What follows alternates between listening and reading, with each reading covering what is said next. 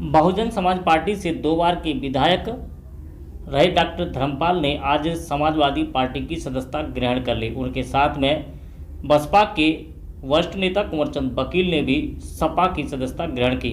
अपने सैकड़ों समर्थकों के साथ में सपा कार्यालय लखनऊ में सपा मुखिया अखिलेश यादव की उपस्थिति में उन्होंने समाजवादी पार्टी की सदस्यता ग्रहण की है।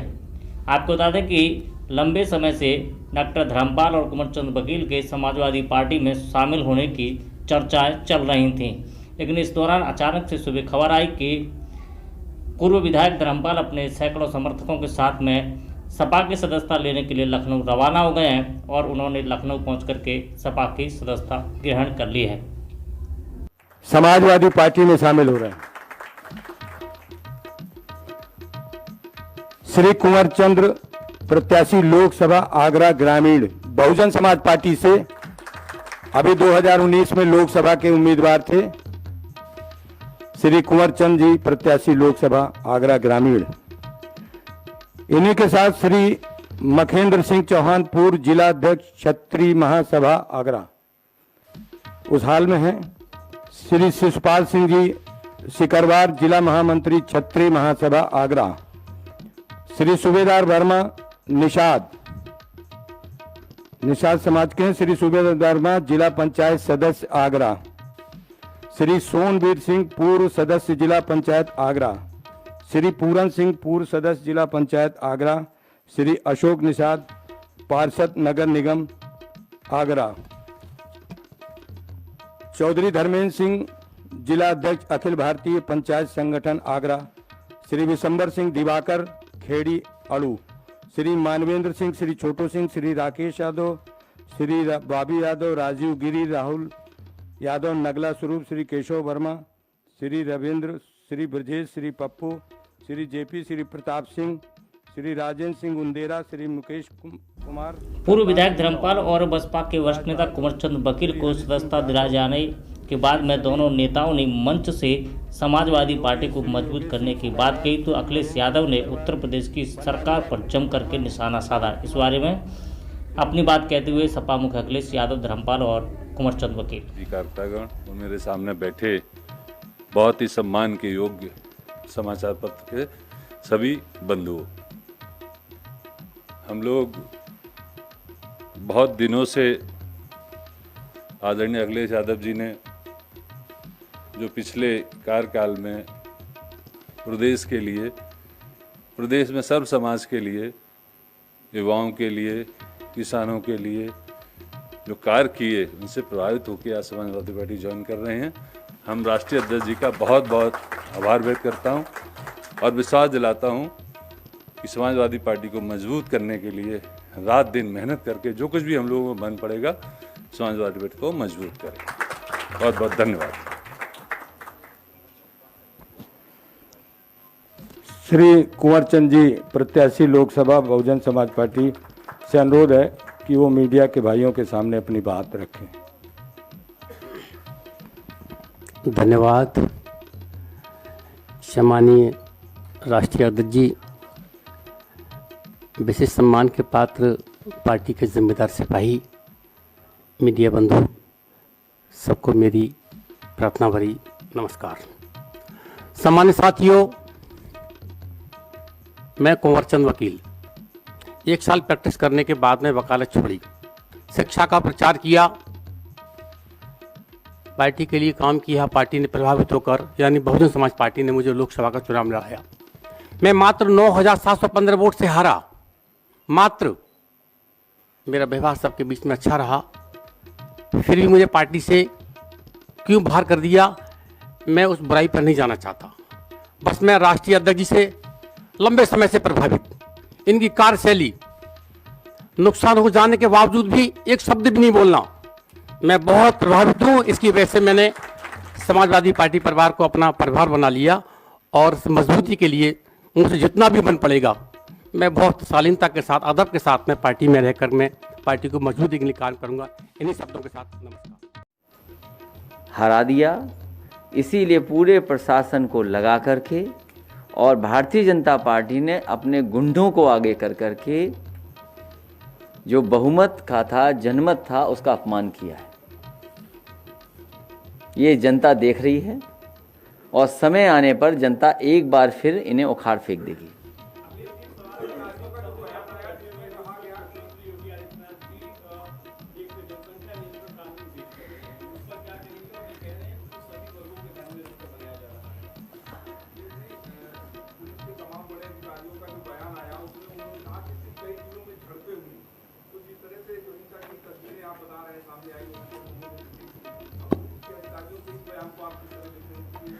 अगर पुलिस पिट रही हो, पत्रकार पिट रहे हों और पुलिस अपने लोगों को न बचा पा रही हो, एसपी सिटी का वो कथन, उनका कहना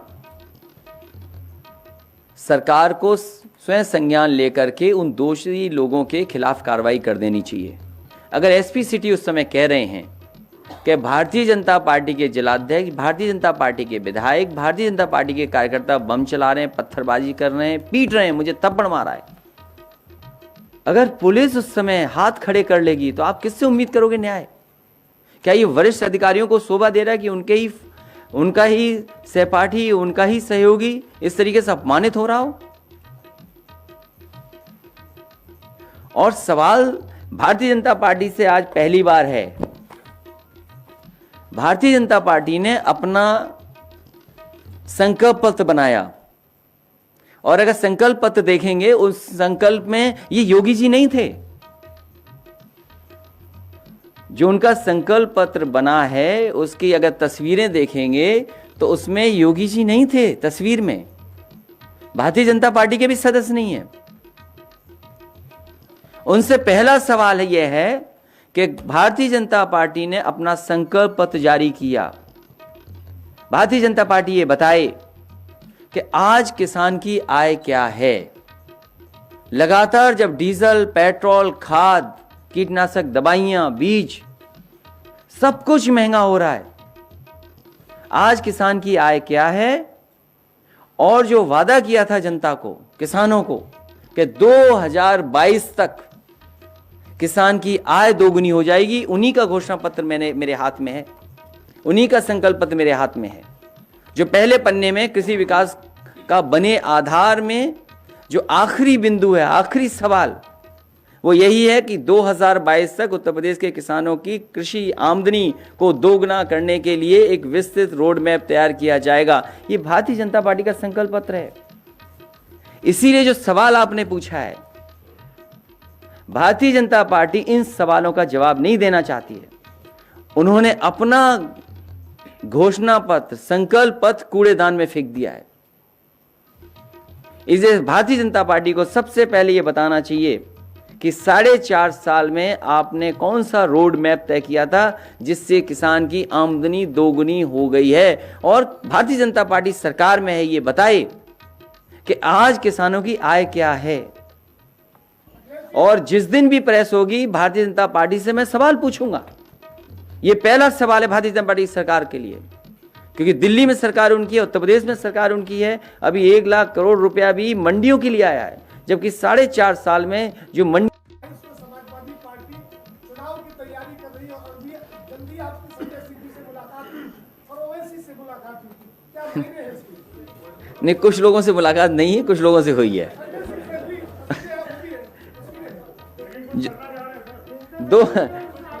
2022 उसी की शुरुआत है कि आप देखिए हमारे बगल में डॉक्टर धर्मपाल सिंह जी बैठे हैं और उनके बगल में एक बहुजन समाज पार्टी के बहुत ही सीनियर नेता हैं। इसी तरह समाजवादी पार्टी जोड़ती रहेगी लोगों को। और हमारा जो विकास का रास्ता है, इस विकास के रास्ते पर कोई बहस नहीं है। आप स्वीकार करें न करें, लेकिन आप इस बात को मानते हैं कि यही असली विकास का रास्ता है, क्योंकि हमारे मुख्यमंत्री जी विकास पसंद नहीं करते हैं, इसीलिए दूसरी तरफ ले जाना चाहते हैं। उन्हें तो एक ही आता है, ठोको। नई जेसीबी एक नई मशीन ले आए हैं, एक जेसीबी मशीन जान गए या ठोको जान गए। उन्हें चलाना आता है जेसीबी मशीन के नहीं आता है, सवाल ये भी एक बड़ा है। खुद अगर बैठा दिया उस पे तो न जाने क्या क्या तोड़ देंगे। इसलिए पहला भारतीय जनता पार्टी से सवाल यही है कि किसानों की आज आय क्या है। और 2022 तक उन्होंने अपने घोषणा पत्र में वादा किया था कि किसानों की आमदनी को दोगुना कर देंगे। अभी किसानों की आमदनी दोगुनी हुई कि नहीं हुई, ये सरकार को बताना है। जो आप मुद्दे उठा रहे हैं, सारे मुद्दे जो आपने बताए हैं, क्या जो बीजेपी अब नीतियां जो लेकर आ रही है वो इसी वजह से लेकर आ रही है, चीजें हटा दी जाए, लोगों का ध्यान न जाए इस पर? भारतीय जनता पार्टी ने अपना संकल्प पत्र कूड़ेदान में फेंक दिया है, और क्योंकि इस संकल्प पत्र में मुख्यमंत्री जी की तस्वीर नहीं है, इसलिए उन्होंने कूड़ेदान में फेंक दिया इसको। तो ये सवाल पहला है जो उनका सबसे पहला किसानों के लिए लिखा गया, वो हम जानना चाहते हैं कि किसानों की आय दोगुनी कब तक होगी। 2022 के लिए लिखा है उन्होंने।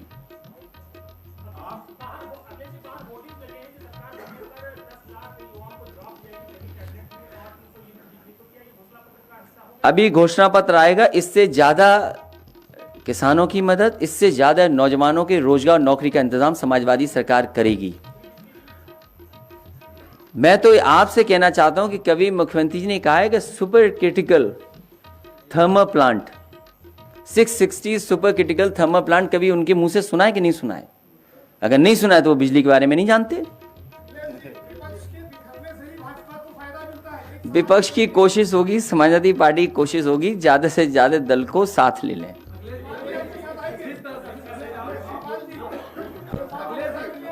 सबको लेंगे, जो जो छोटे दल हैं सबको। कई बार मैं कह चुका हूं, फिर रिकॉर्ड कर लो कि सभी दलों को, छोटे दलों को साथ लेने का प्रयास लगातार समाजवादी पार्टी करेगी।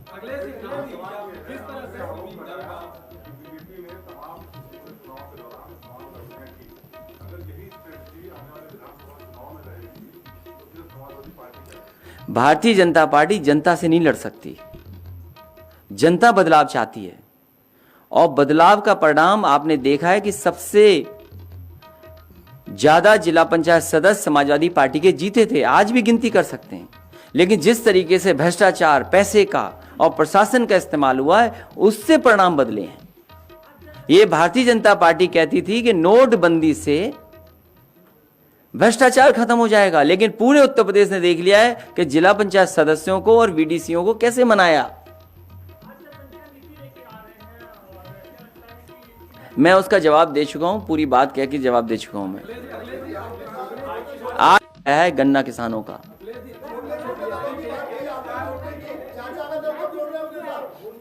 ए फिरोजाबाद वाले शांत रहे।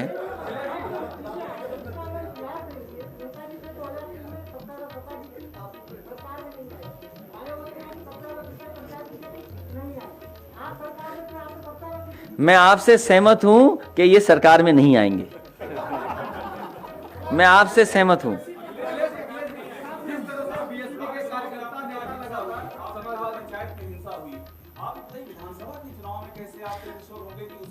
उत्तर प्रदेश की जनता भारतीय जनता पार्टी को हटाना चाहती है। जनता से ज्यादा संख्या नहीं है इनकी, जनता बदलाव चाहती है।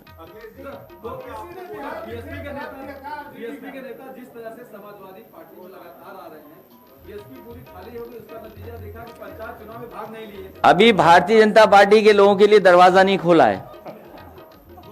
उनकी टिकट कटेगी तो देखिए किधर किधर जाएंगे। उनकी सूची बन गई है, जब टिकट कटेगी तो वो जानते होंगे कि कितने जाएंगे। इसी तरह हरिओम उपाध्याय जी आ गए क्या? नहीं आ पाए, चलिए कोई बात नहीं। हालांकि वो नहीं पहुंच पाए हैं।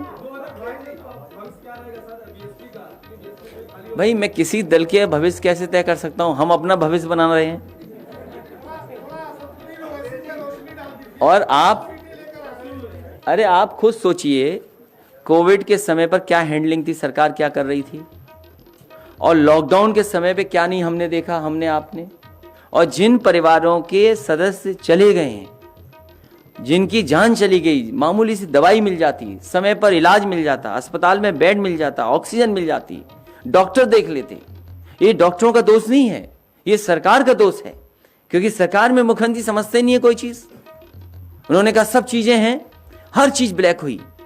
ये सवाल बड़े हैं। और आज जिन परिवारों के सदस्य चलेंगे, सरकार ने क्या मदद की है?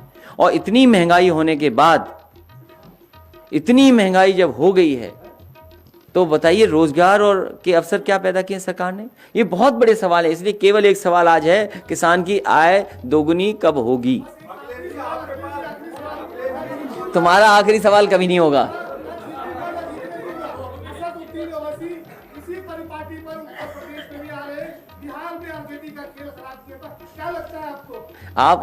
आप खुद समझदार हैं। आपकी क्या राय है? मैं कोई राय नहीं दे सकता इस पर।